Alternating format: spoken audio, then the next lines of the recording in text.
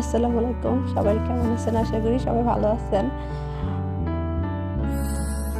গেছিলাম ভাবিদের বাসায়, ভাবি ফুচকা বানাইছে, ফুচকা তাওয়া দিচ্ছে, যাই দেখি তারা সস বানাইতেছে, টমেটো সস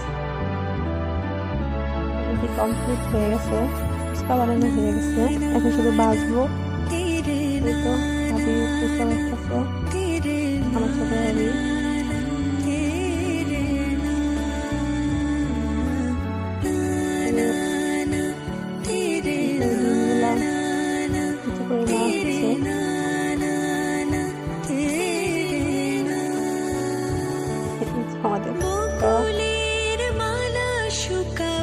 আমাদের যেগুলো এত সুন্দর হয়েছে আর এত টেস্টি হয়েছে যা বলার বাইরে, পিঠাগুলো খুব মজা হয়েছে।